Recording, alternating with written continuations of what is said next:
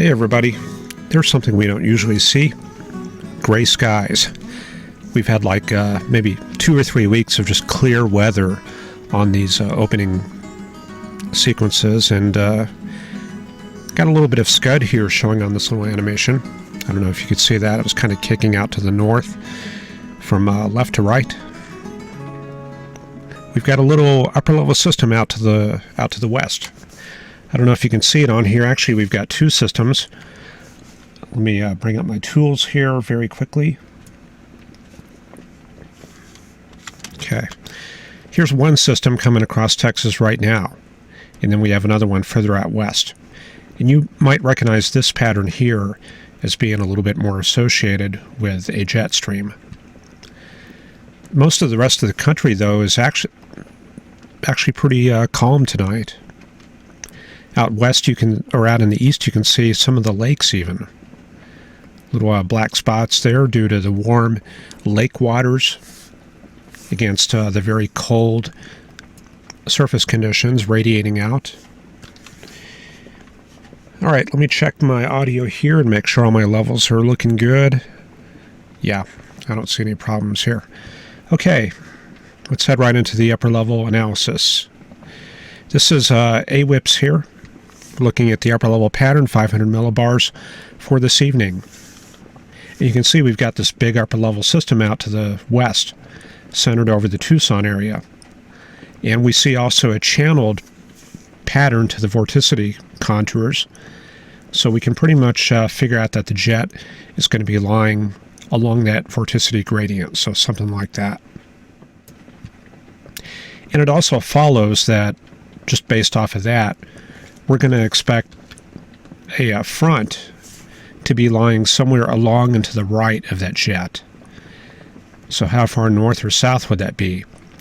Well, one rule of thumb says it's about halfway between the trough and the ridge. So going off that, you'd probably place it something like that. So cold front right there in central New Mexico down to Chihuahua, and then east from like Albuquerque to Amarillo. And that's a starting location. So in other words, when you go to look at your surface data, you're going to kind of want to use that as a rule of thumb. And further out west, or I'm sorry, I'm getting my east and west mixed up. Ridge out to the east, and we were talking about getting a little bit of shower activity. We need to advance this forward because we're looking at 18Z data. Let's bring this up 6 hours. And yeah, we're starting to see a little bit of an increase in vorticity through central Texas. The actual shortwave trough is right here. And so the basic relationship between vorticity and upward vertical motion indicates that wherever you have vorticity increasing with height, you're usually going to get, or I should say, positive vorticity advection increasing with height, you're usually going to get upward vertical motion. And we can just use the 500 millibar vorticity as a proxy for that. So this is showing that we do have an area of upper level lift working across Texas. Let's go to the surface chart very quickly. And I'm going to show you something a little bit different out there in the El Paso area. I didn't outline the state lines, but I can do that very quickly. I prepped some of these charts right before we went on.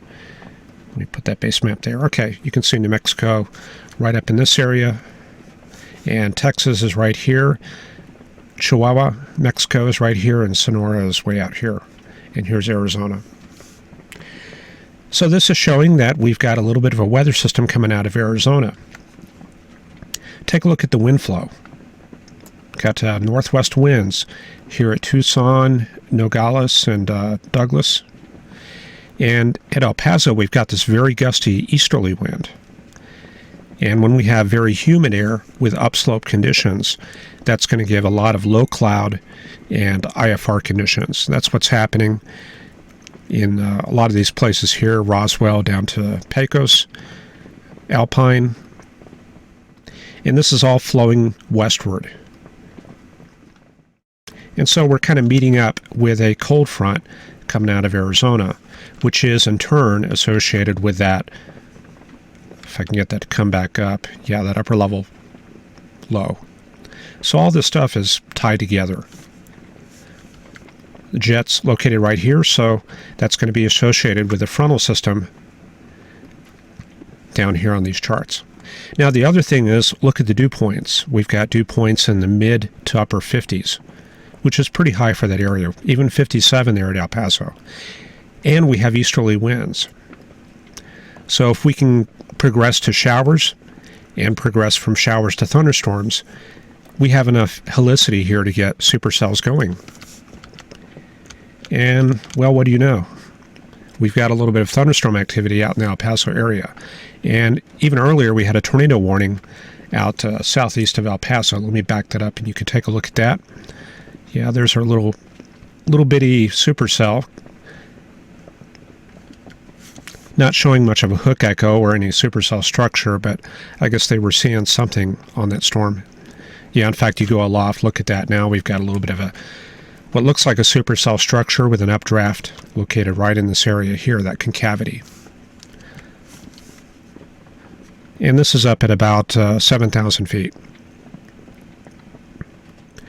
So yeah, so it's going to be a little bit high-based here, but certainly rotating. Let's take a look at the velocity real quick. And I'm looking strictly at base velocity. I haven't really set up any storm motion vectors. But we can kind of look through these charts real quick, and we see a little bit of what looks like maybe a meso. Remember, the red is outbound. Red is always positive or outbound.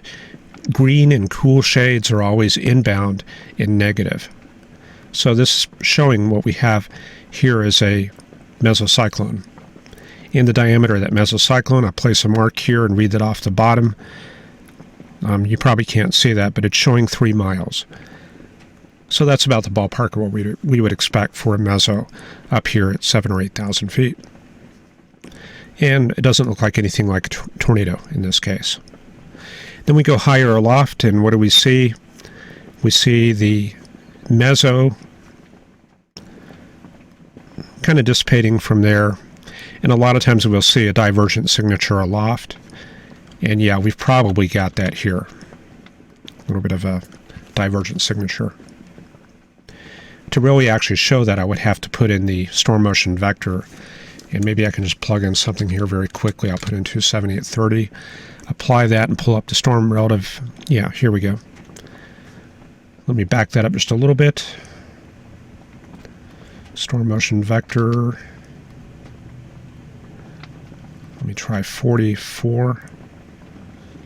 What I'm trying to do is I'm trying to tease out a couplet in here so you can kind of see what's going on. Yeah, you can kind of see it there. What it's showing here is there's outbound right here. Or I'm sorry, yeah, outbound here and inbound here. So this is showing the anvil divergence at the top of the storm, which is sitting directly above the updraft concavity here.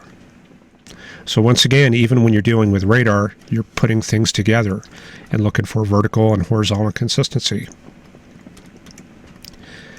But our predominantly active storm right now is out here west of Las Cruces. Looks to be kind of a typical... Hang on a second, I just saw her. I need to change the title card here very quickly. That's probably getting in the way. There we go.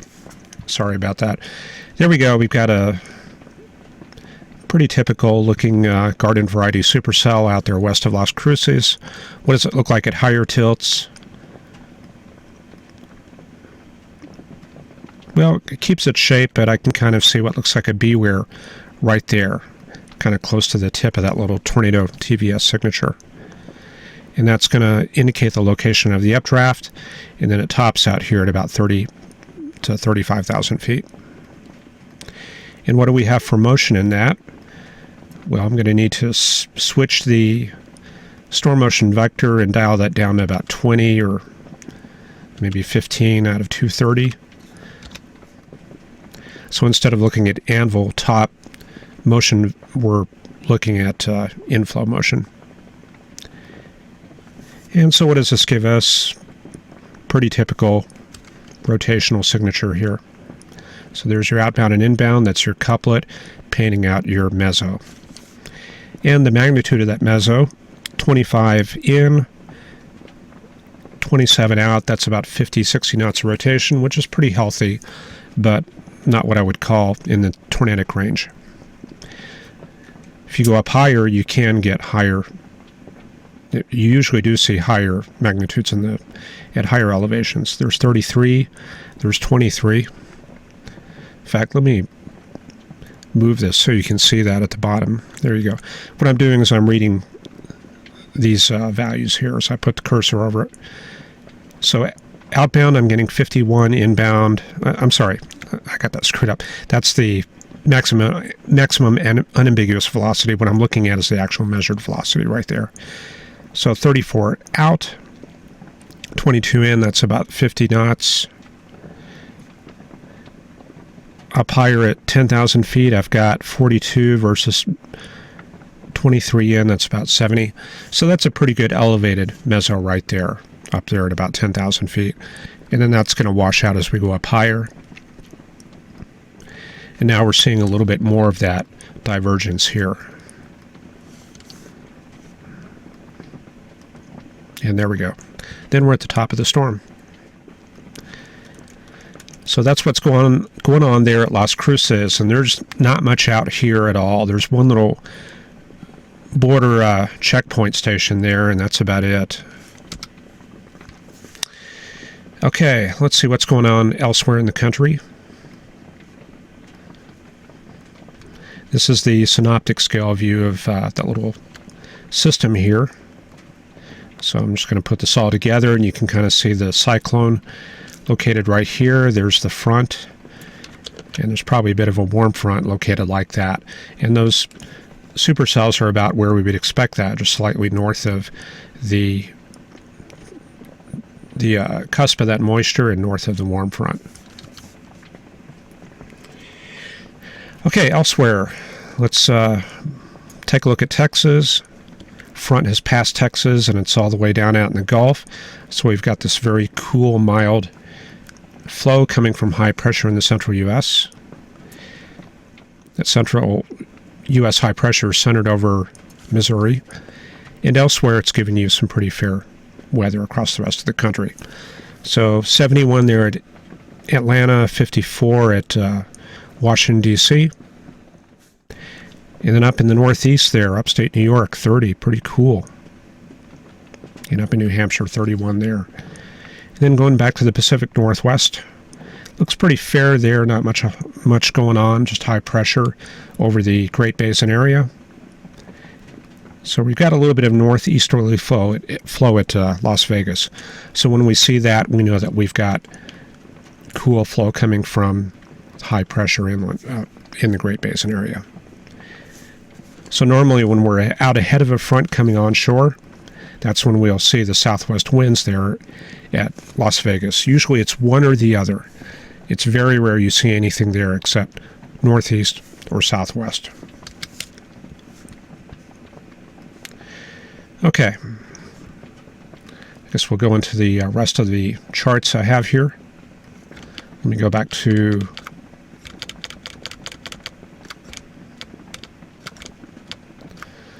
okay. I wanted to show you the El Paso sounding very quick. I forgot about that one. This shows the conditions that we have with a storm day there. And we have to modify the moisture just a little bit before we mess with this. And we'll start out with a dew point of about 15 Celsius, maybe about 100 millibars of that, and then we can start with that. So moisture is going to go like that. High temperature of about maybe 75, 80. We'll draw about like that. Then we lift that. You can see we barely clear this very weak cap. And then our parcel goes up along that line right there. And my phone is ringing.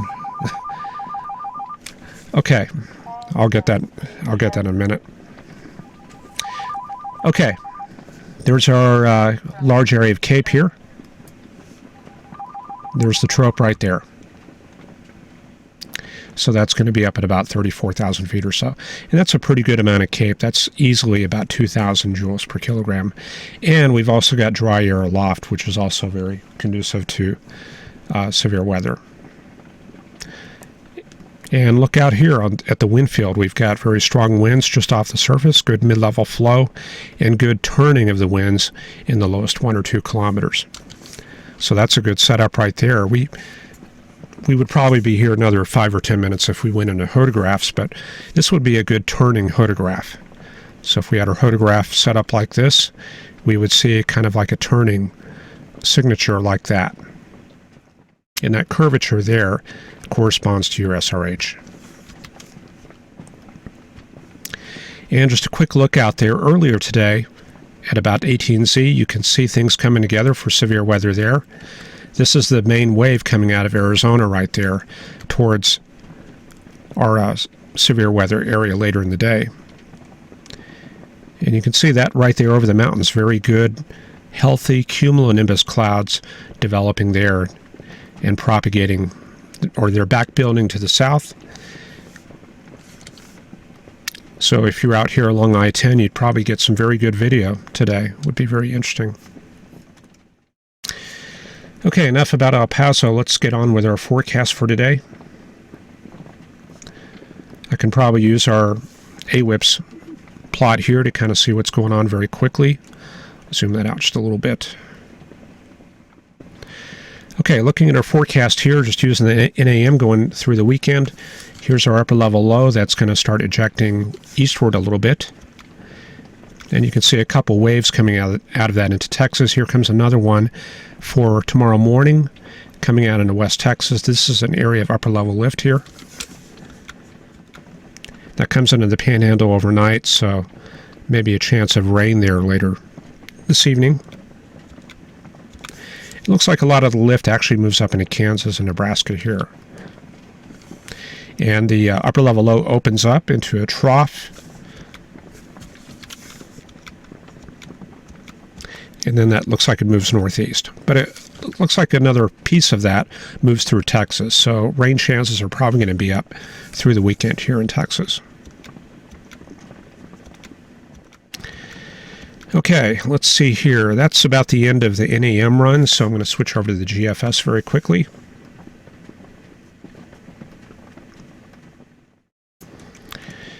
Okay, get Mr. GFS up and running. Okay, here we go. So now we're looking at thickness and isobars. And we're sitting at about mid-weekend right here. So high pressure over the eastern U.S., southerly flow starting to return to the plains, and most of the frontal systems will be from the Great Lakes through Canada, and maybe another one coming into the Great Basin area here. So this is kind of like the setup over the weekend. And we do have a little bit of that upslope flow here in Texas. Very humid air on the southwest part of this ridge coming out of the eastern U.S. So what are we looking at over the next, let's see, the start of next week? Here's that upper level trough we were looking at. We talked about that last night. It looks like the GFS has kind of backed away from that as it's getting like more and more detail what's going on out west. So as it kind of resolves that, we're getting a better picture of what's happening. So it looks like it's going to be a little bit more open. This is kind of an area of cool air, probably mostly elevated, and it's moving towards the southeast.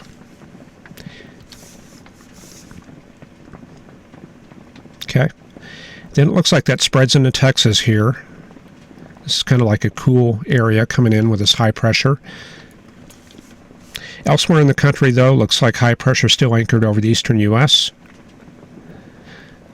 So we get this reinforcement of cool air in the central U.S., kind of reinforces that high, and we can see that the thickness lines kind of form this circle here. So this is kind of like a cool pocket over Oklahoma and North Texas. Elsewhere, it looks like warming in the Dakotas. The main part of the polar front should stay up to the north and to the west.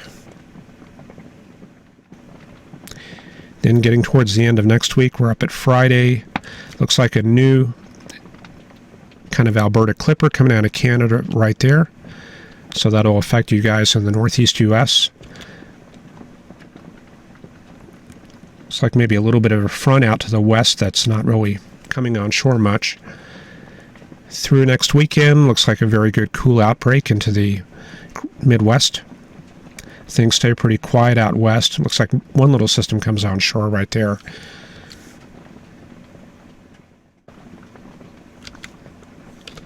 So cool air next weekend, November 12th, still punching into the northeast U.S. Looks like things moderate over the central U.S. And out in the northwest, looks like that front finally comes on shore. You can see it right there. Then, let's see, the start of next week.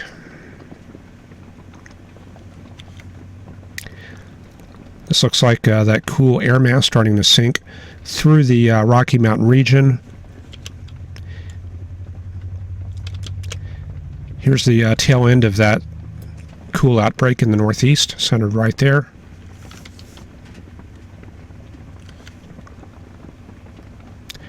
And get another shot of cold air here into the Midwest. This is going to be on Tuesday the 15th. New system here. And the models are going to start getting kind of iffy at this point. But you can see the thickness lines, the thickness gradients are very well packed through this area. So if this actually pans out, we'll probably be looking at a pretty strong front along the Gulf region into the western U.S.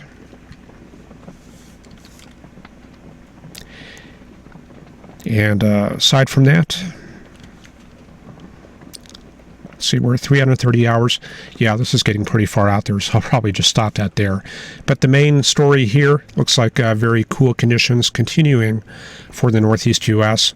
and maybe a couple shots later next week into the central U.S. of cool air.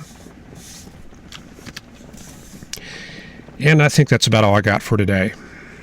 So a few new tools there. Hopefully that helps you out, and maybe tomorrow we'll start getting more into the upper level data.